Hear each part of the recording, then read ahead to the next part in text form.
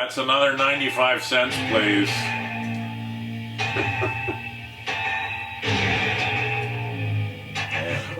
This is one of my favorites. This is a song called Colonies, science fiction song. I'm trying to get us to revive this one again.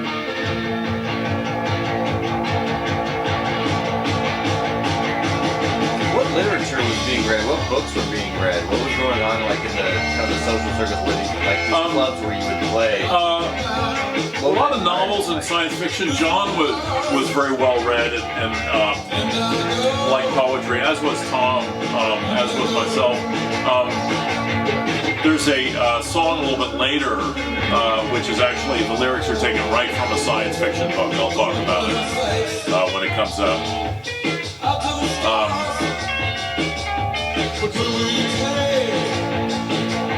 For petty crimes.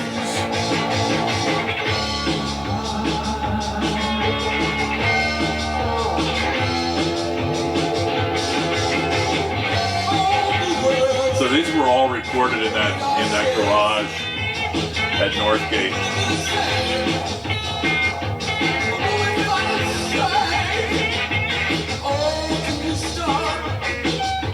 A whole new way of life.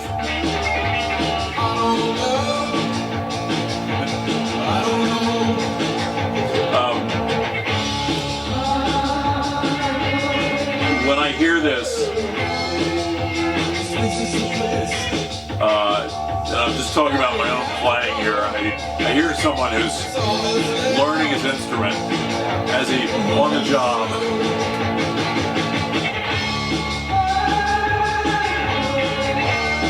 And we had such bad equipment at the time too. Where was it coming from? Like pawn shops and markets? Yeah, I had a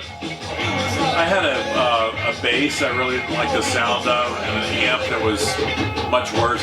Tom had an awful amp that he bought for me that I bought used somewhere.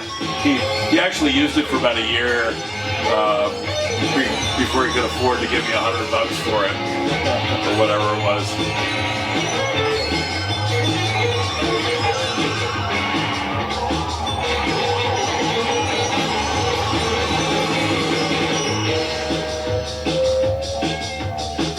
Explain more the nature of DIY. Like, are you going to, you're like, oh, I want to figure out how to do something. Are you going to the library? Or are you looking shit up on how to, like, are you going to the stores and talking to people just hands-on, like, let me just throw myself into this? Yeah,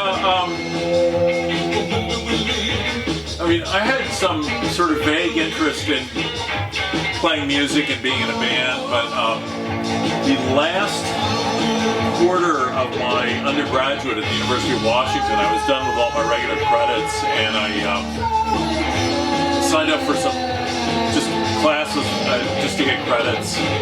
One thing was an electronic music class, and they had this huge modular synthesizer and a 4-track recording machine.